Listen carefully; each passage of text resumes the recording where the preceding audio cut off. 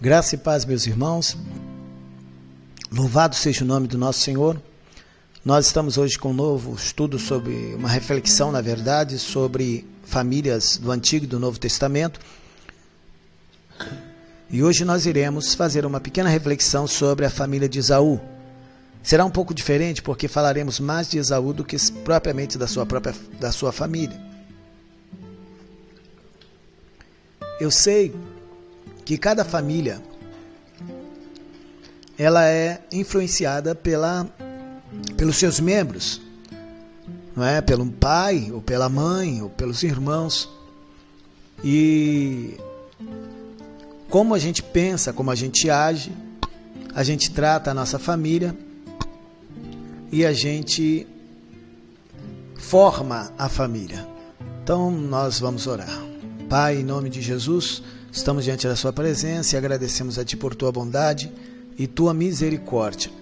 Nesta hora nós apresentamos a vida dos irmãos e irmãs que estão, nosso Deus, participando neste momento desta reflexão. Pedimos que o teu Espírito possa nos ajudar, a cada um de nós, a aprendermos cada vez mais com a tua palavra, no nome de Jesus. Aleluia! Glória a Deus! Queridos, hoje a reflexão será sobre a família de Esaú. E nós já vamos começar a nossa reflexão com uma advertência. No livro de Hebreus, no capítulo 12, versículo 16, diz: E tomem cuidado também para que ninguém se torne imoral, ou perca o respeito pelas coisas sagradas, como Esaú, que, por causa de um prato de comida, vendeu os seus direitos de filho mais velho, ou direito de primogenitura. Então, essa advertência para que a gente tenha cuidado, tá, em se tornar imoral ou perder o respeito das coisas sagradas, se tornar profano. Infelizmente, hoje, nós temos visto muita gente assim, se tornando profano e imoral. Ou eles são imoral porque se tornaram profano, ou são profano porque se tornaram imoral. E nós vamos então prosseguir a nossa reflexão. Tome cuidado também para que ninguém se torne imoral. O que é se tornar imoral?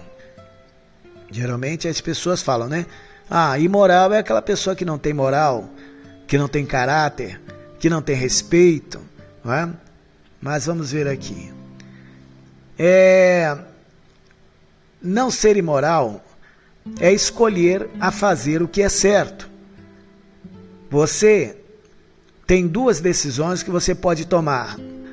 Você tem um livre-arbítrio e você pode fazer a vontade do mal, das trevas, do espírito maligno, ou você pode fazer a vontade de Deus, fazer as coisas boas, as coisas certas, ou você pode fazer as coisas erradas.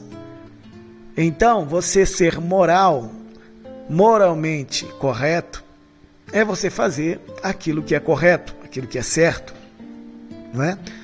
E você ser imoral é você ser uma pessoa de mau caráter, uma pessoa desrespeitosa, não é? Então, a Bíblia nos dá uma advertência para a gente não se tornar imoral, como foi Esaú. E nós vamos ver aqui. Obedecer à palavra de Deus é o certo.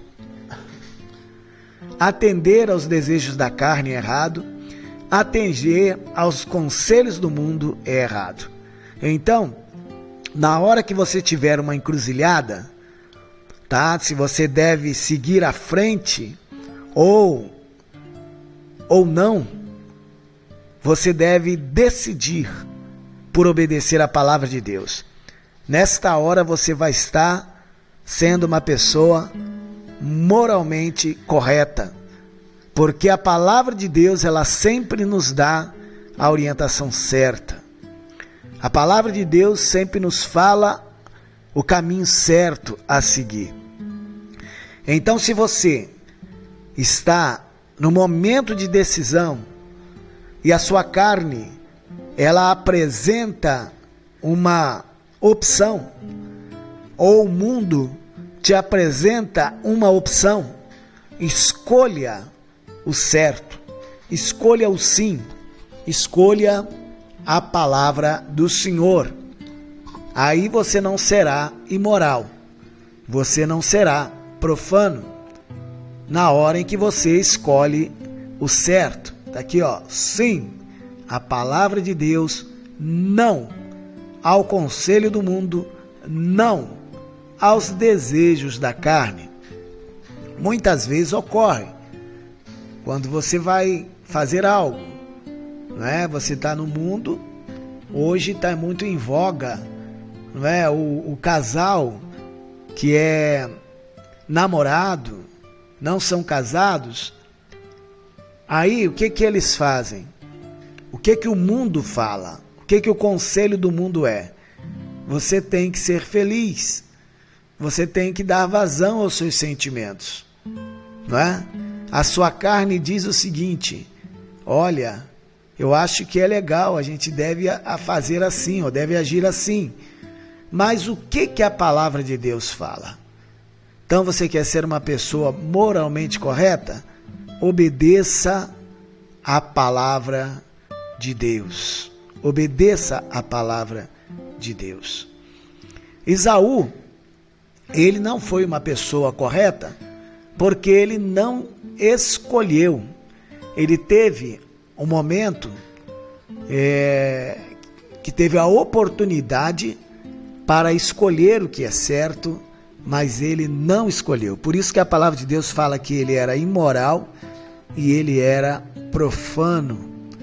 Ele, na verdade, por um prato de comida, ele vendeu aquilo que era um direito espiritual dele, não é?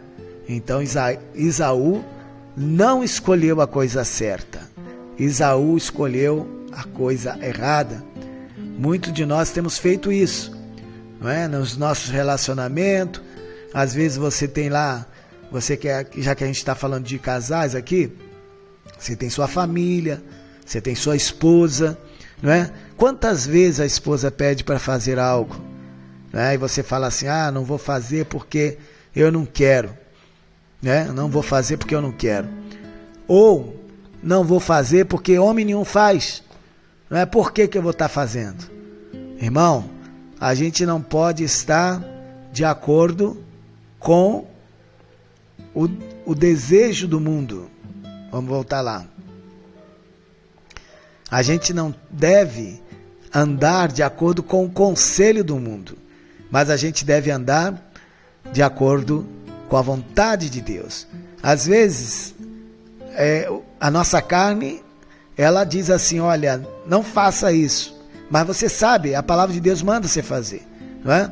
Vamos pegar um exemplo aqui mais prático, com relação ao tratamento com a esposa, né? Que isso tem muitos, ou o tratamento com o marido, que isso afeta muita gente. As pessoas sabem que tem que tratar bem o marido, sabem que tem que tratar bem a mulher, mas porque ele está aborrecido, porque ele está chateado, o desejo da carne dele fala para ele não tratar bem, né? Aí ele vai no conselho do mundo. As pessoas no mundo falam assim: ah, se você baixar sua cabeça, ele monta. Se você baixar sua cabeça, ela monta. Isso é conselho do mundo. Mas a palavra de Deus fala: olha, andai com sabedoria com a mulher, tendo consideração com ela, como vaso mais frágil. Isso um conselho para o homem. E o conselho para a mulher: mulher, se submeta ao seu marido como ao Senhor. Entendeu? Então, vai obedecer o quê? A palavra de Deus, o desejo da sua carne ou o conselho do mundo? Queridos, siga em frente e vá até a palavra de Deus. Amém? Glória a Deus. Não faça como Esaú, que escolheu as coisas do mundo, desejou as coisas do mundo, escolheu e desprezou as coisas de Deus. Tome cuidado para que ninguém se torne imoral ou perca o respeito pelas coisas sagradas, como Esaú, que por causa de um prato de comida vendeu o seu direito de primogenitura ou o seu direito de filho mais velho. Parece que Esaú copiou o seu velho pai, que media os relacionamentos dele, não é? O amor dele pelos filhos, pela comida que ele gostava. Não é isso? Isaac não fez isso? Vamos ver lá. Veja o motivo do amor de Isaac. Gênesis, capítulo 25, versículo 28. Isaac amava a Esaú. Esaú era filho de Isaac. Isaac amava a Esaú. Por quê? Porque era seu filho? Não, porque se saboreava da sua caça. O coração dele batia forte por um churrasco. É horrível isso, mas essa atitude de Isaac influenciou a atitude de Esaú. Mais uma vez, nós vemos o exemplo dos pais influenciando a vida dos filhos. Irmãos, vamos tomar cuidado. Você que é pai, você que é mãe, tome cuidado com as suas ações. Tome cuidado. Tem muitos pais que não prestam atenção naquilo que ele está ensinando os seus filhos através das suas atitudes, não é? Porque ele acha que é apenas ele trazer comida para dentro de casa ou levar o seu filho para a igreja que ele vai estar ensinando os seus filhos o caminho do Senhor. Não é. A Bíblia fala para ensinar o filho no caminho. Você precisa andar no caminho. Você precisa obedecer a palavra para que o seu filho ele venha obedecer também a palavra. A gente tem nesses vídeos, nós temos mostrado como a influência das nossas ações muitas vezes determinam o que os filhos vão viver. A gente viu a questão de Abraão, um exemplo. A gente viu agora a questão de Isaac. Estamos vendo aqui de Esaú. Nossos filhos podem estar tomando decisões importantes que afetarão as suas vidas para sempre. E eles estão tomando por base os que nos viram ou aquilo que ele nos vem fazer. Pais, a responsabilidade é muito grande. Meu filho, minha filha, precisa ter a minha vida como referencial para eles.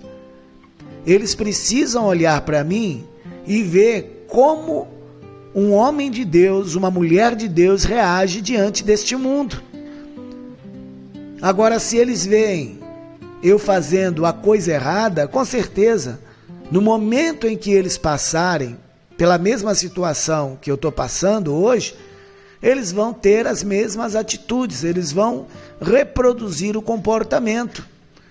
Então, queridos e queridas, preste bem atenção na sua vida, irmão. Você que é pai, você que é mãe. Eu estava conversando com uma pessoa e ela falou o seguinte, que uma colega dela, cujos filhos estudam no mesmo colégio que os filhos dela, falou o seguinte: vou tirar minha filha da escola, porque ela não está aprendendo nada.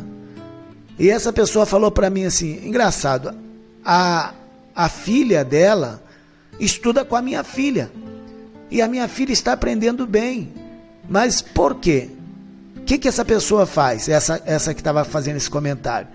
Ela senta com a filha, quando chega da escola, ela pega o material, ela pega os deveres de casa, ela procura saber o que a outra está fazendo, o que a criança está fazendo, procura ensinar, procura orientar. Só que essa outra pessoa que está falando mal da escola, ela não está nem aí. Ela nem sabe se tem dever de casa ou não. Aí ela coloca a culpa, porque é bem mais fácil a gente colocar a culpa nos outros. Geralmente as pessoas colocam a culpa na igreja. A igreja onde eu estou não ensina os filhos, então eu vou para outra igreja. Aí vai para outra igreja, aquilo que ele temia acontece na outra igreja. Os filhos se abandonam, por quê? Porque o problema não é a igreja, o problema é a sua vida, o problema é suas reações, o problema é como você reage dentro da sua casa. Porque a igreja você passa 2 horas lá no máximo, às vezes por semana, não é? Quem costuma ir no meio da semana, passa 4 horas, 6 horas na igreja. E quantas horas o seu filho passa com você? Então, temos que tomar cuidado, porque o exemplo dos pais influenciam a vida dos filhos. Nossos filhos podem estar tomando decisões importantes que afetarão suas vidas para sempre, tomando por base aquilo que nos viram fazer ou aquilo que estão nos vendo fazer. Filho vivendo maritalmente, por quê? Porque vê o pai ou vê a mãe fazer a mesma coisa, não ter respeito por Deus. Então a gente tem que tomar muito cuidado, querido, muito cuidado. Veja bem o que o Senhor Deus falou em Deuteronômio capítulo 6, versículos 6 e 7. Olha bem, estas palavras que hoje te ordeno estarão em teu coração. Primeiro, a palavra tem que estar no teu coração. E depois, tu a inculcarás a teus filhos. Como? Mandando ele para a escola dominical, fazendo, colocando ele nas melhores escolas. Para isso é bom, irmão. Não estou falando que você não deva mandar o seu filho para a escola dominical. Não estou falando que você não deva colocar o seu filho numa escola bíblica, né? Não estou falando que você deva fazer o culto doméstico, não é? Fazer o culto doméstico, pedir ele para gravar versículos bíblicos. Não estou falando que você não deva fazer isso, porque isso é bom. Só que isso é apenas o reforço. O principal é você falar dela assentada em sua casa. Porque na hora que você está assentado na sua casa, você está falando sobre um montão de coisa. O seu filho está vendo você falar mal dos outros. O seu filho está vendo você xingar palavrão. Ou seu filho está vendo você falar das palavras do Senhor que está no teu coração. Quando seu filho está andando contigo, vamos na padaria. Você vai na padaria. Ali você não tem nenhum vamos fazer uma caminhada profética. Não é isso. Vamos fazer uma caminhada evangelística até na padaria. Não é isso, você vai normal andar na padaria. Mas nesta hora, as palavras que seu filho ouvir de você vão ter eco nas palavras de Deus que estarão no seu coração. Ao deitar, ao levantar, as palavras de Deus que estarão no seu coração, você vai estar falando com seus filhos. Entendeu? Esse é o propósito de Deus, porque os filhos, eles copiam mais os nossos atos do que atendem às nossas palavras. Então, meu querido, você precisa fazer do seu dia a dia um dia a dia de viver da palavra, um viver da palavra. Na hora em que você faz da palavra de Deus um viver, aí não tem problema. O seu filho vai estar copiando você porque você copia a palavra. Entendeu? Você vive a palavra. Você é a expressão da palavra de Deus para a vida dos seus filhos. Nós somos a Bíblia que os nossos filhos leem, não é? Nós somos a palavra de Deus que os nossos filhos ouvem. Nós somos. Na nossa vida, os nossos filhos veem isso. Não é? Então, o que aconteceu? Para que você possa entender o que aconteceu com Esaú. Em Gênesis 25, 29, diz o seguinte: tinha Jacó feito um cozinhado e Esaú, esmorecido, veio do campo. Ele veio esmorecido, enfraquecido do campo. E ele disse para Jacó: peço-te que me deixe comer um pouco deste cozinhado vermelho, pois estou esmorecido. Daí que veio o nome dele Edom, ou seja, os descendentes dele são os edonitas, descendentes de Esaú, por causa dessa história aí, desse cozinhado, dessa lentilha vermelha que Jacó estava fazendo, né? Já estava cozinhando, o cheiro devia estar muito bom, e ele, muito cansado do campo, ele sentiu vontade de comer.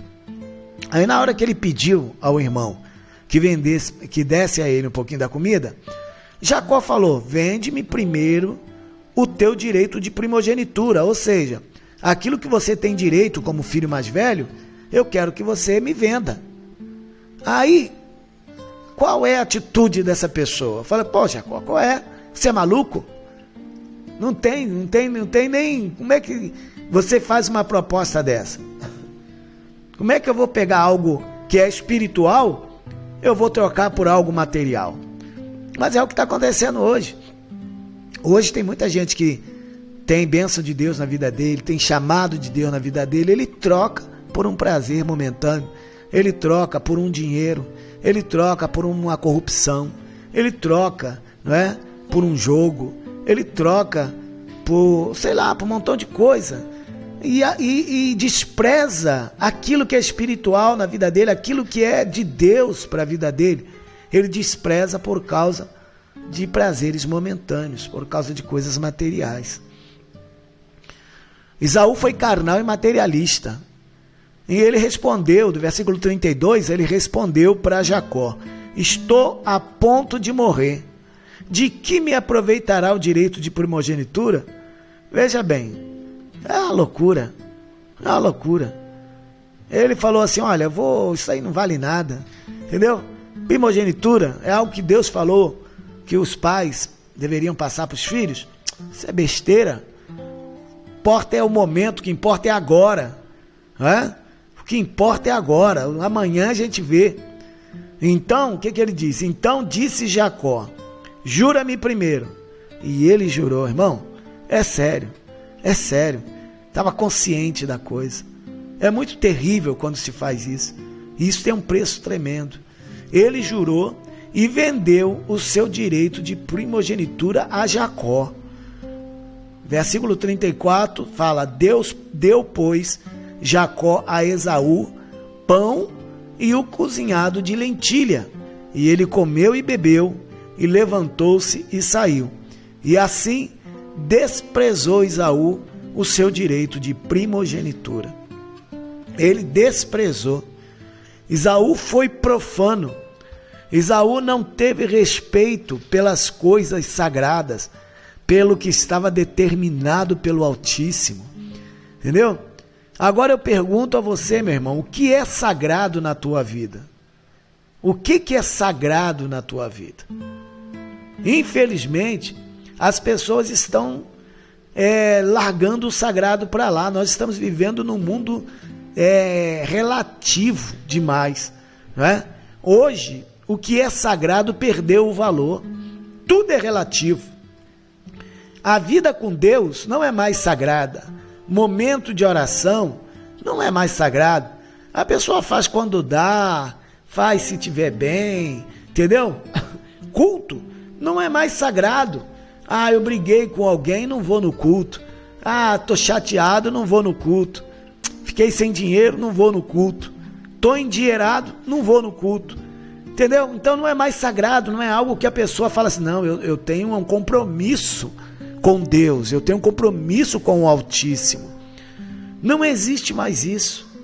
Respeito aos pais, respeito aos pais, respeito aos mais idosos, isso não é mais sagrado. Algum tempo atrás era sagrado, não é? As pessoas não, tem que falar com seu fulano, e às vezes as crianças até pediam a bênção, né? Pediam a bênção aos pais, pediam bênção aos mais velhos que eles conheciam, que fazem parte lá do círculo de amizade dos seus pais, pediam a bênção, mas agora isso não é mais sagrado, tudo agora é relativo, não importa, entendeu? E o próprio casamento não é mais sagrado. Quando a pessoa vai diante de Deus, lá diante do altar, e ele fala assim: prometo diante de Deus ser fiel até que a morte nos separe. Irmão, Isso não tem mais valor. Infelizmente. Sabe o que está acontecendo?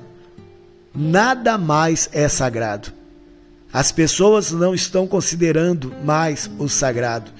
Tudo é relativo, infelizmente.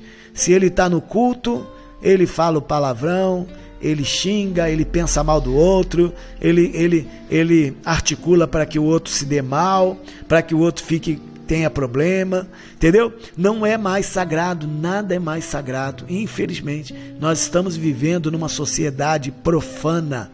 Estamos vivendo numa sociedade onde as pessoas não respeitam mais um ao outro, não respeitam mais o seu trabalho, não respeitam mais o trabalho do outro, não respeitam mais as mulheres, né? Os homens não respeitam mais as mulheres não respeitam mais os homens, né? Não tem mais o respeito, não existe mais isso. Só que o mais triste é que os cristãos não estão percebendo isso. E aí ele copia os atos da sociedade. Ele está mergulhado na sociedade e está replicando as atitudes, está replicando os atos que as pessoas estão cometendo. Não estão largando o sagrado. Ele não tem mais aquela questão do respeito para Deus, respeito para as coisas de Deus, respeito para o culto, respeito para com o casamento, respeito com a sua esposa, respeito com o seu marido, respeito com os filhos, respeito com os projetos familiares. Não tem mais, é cada um por si, entendeu? Não existe mais sagrado, não. A família é sagrada. Isso, infelizmente, muitos cristãos não estão vivendo esta verdade. Pedro faz uma séria advertência. Lá na primeira carta de Pedro, no capítulo 4, versículo 3 e 4, ele diz assim: no passado, vocês já gastaram bastante tempo fazendo o que os pagãos gostam de fazer. Naquele tempo vocês viviam na imoralidade, nos desejos carnais, nas bebedeiras, nas orgias, na embriaguez e na nojenta adoração de ídolo. Agora, os pagãos ficam admirados quando vocês não se ajuntam com eles nesta vida louca e imoral e por isso os insulta. Tem muita gente que fica com medo de ser insultado pelo pagão, por aquele que não conhece Deus, porque ele não é mais aquela pessoa que se ajunta com eles nesta vida louca, imoral, entendeu? Aí ele perde, ele vive na sociedade, não percebe isso e fica replicando os atos da sociedade pagã, da sociedade que não conhece a Deus, da sociedade que vive na imoralidade, não é? Quantos jovens hoje, jovens que antes, né, a sua santidade era sagrada, o seu corpo era sagrado, não é? Agora não é mais não. A menina da igreja entrega o seu corpo para um rapaz, entrega o seu corpo para outro rapaz, fica passando de mão em mão, entendeu? Vai para a cama com um, vai para a cama com o outro. Então, a vida santificada, isso perdeu o valor, tá? Perdeu o valor. As pessoas não são profanas agora. Elas não querem mais viver o sagrado, não querem mais viver o sagrado. Acham que é caretice, não é? A pessoa é quadrada quando ela vive o sagrado, entendeu? Esse negócio de sagrado agora não é mais, essa moralidade rígida não existe mais. Isso agora vai depender de como você estiver, vai depender de como está o tempo, vai depender de como os seus hormônios estão. Infelizmente, a gente está vivendo isso. Agora, com relação a Esaú, como a vontade de Deus não importava para ele, ele não buscou a Deus com relação ao casamento.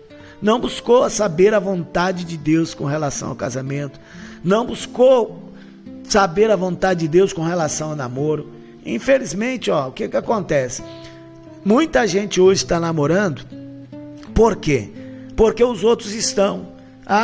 No colégio todo mundo namora, no colégio todo mundo beija na boca, no colégio todo mundo transa, no colégio todo mundo faz isso, no colégio. Então, ele não tem a vida dele como sagrada, ele vai se adequar à moralidade que é apresentada no colégio, né? Para os seus colegas, para ele não ficar para trás, para ele não ser quadradão, né? O marido fica tendo caso com outra mulher, a mulher fica tendo caso com o marido. Aí se o marido reclamar, não, vai embora, né? Até a hora. Outro dia eu estava conversando com a pessoa falou assim, não, eu estou orando para Deus arrumar uma outra mulher para o meu marido, que eu quero largar ele. Falei, caraca, que coisa doida, como é que a pessoa faz isso? Ela foi diante de Deus e falou, Deus, eu vou até que a morte separe, não é?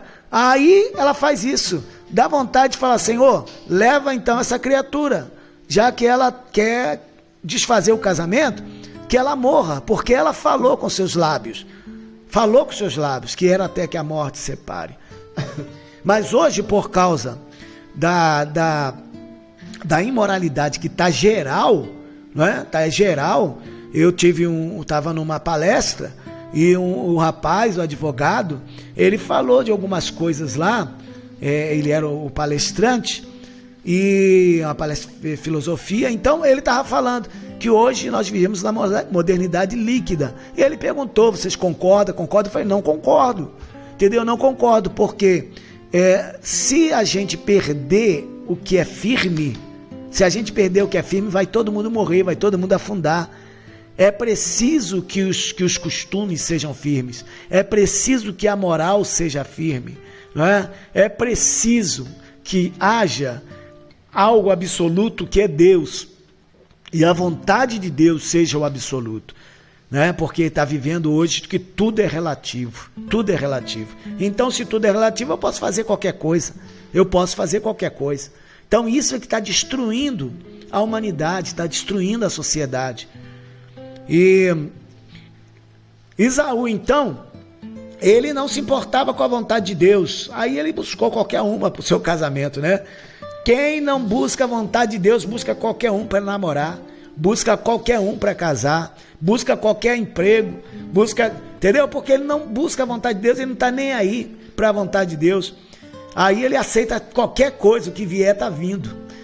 Gênesis 23, 34 diz: quando tinha 40 anos, Esaú casou com Judite, filho de Beri, e com Basemate. Olha só, ele já arrumou 2 mulheres, filha de Elon, 2 moças etéias, né? Ele já arrumou 2 mulheres, né? Não foi por causa de ter filho e tal, não. Ele mesmo escolheu e falou: não, já vou ter 2 mulheres logo, porque é para ter 2 problemas na minha cabeça. E agora o mais triste é que essas 2 mulheres que vieram para somar, que deveria vir para somar na família, essas 2 mulheres, versículo 35, amarguraram a vida de Isaac e a vida de Rebeca. Ou seja, quem é problema sempre traz mais problemas.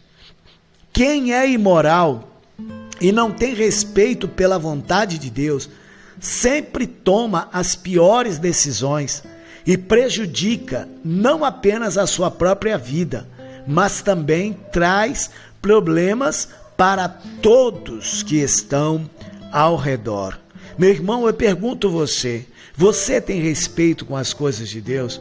Você, quando eu estou falando assim, quem é imoral, o imoral, ele não se preocupa com a vontade de Deus, ele faz o que dá no pensamento, ele faz o que dá nos seus hormônios, não é? Ele faz o que aparecer na hora, ele não se preocupa com o querer de Deus, não tem respeito, é profano.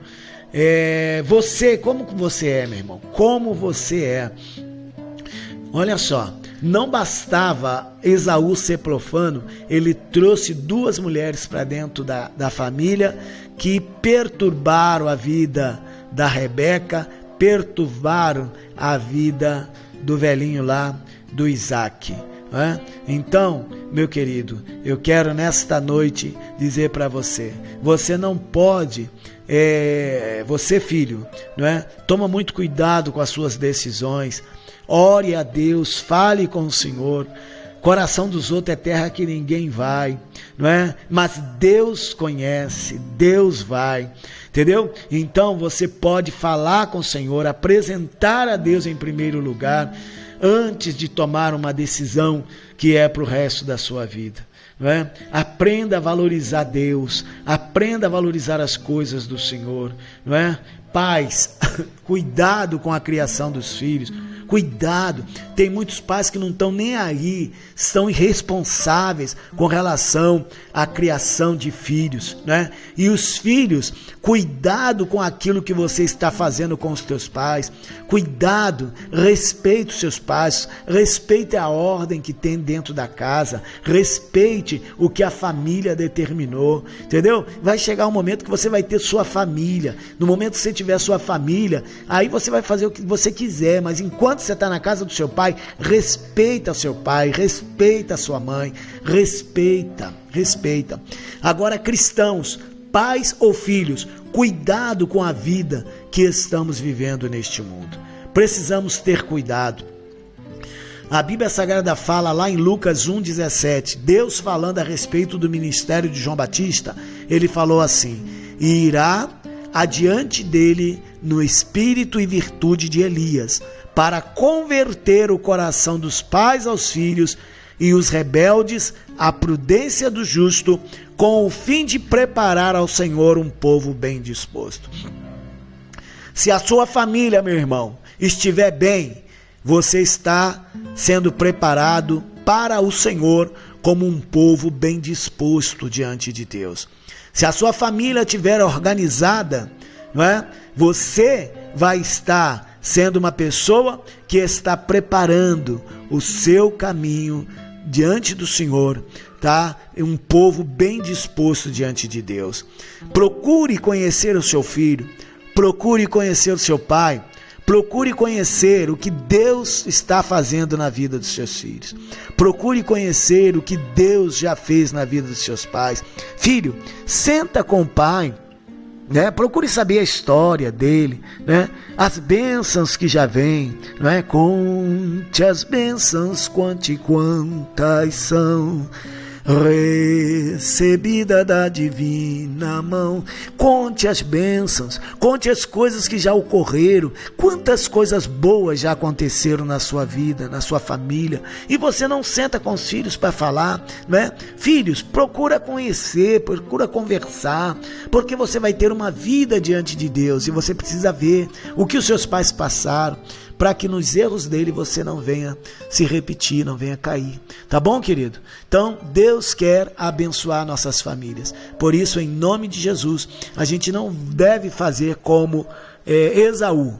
A gente vai juntar nossa família, mas antes de ter nossa família, a gente não pode desprezar a vontade de Deus, o querer de Deus, porque senão a gente vai estar fazendo escolhas erradas na nossa vida e que vai trazer um grande prejuízo, não somente para nós, mas para toda a família.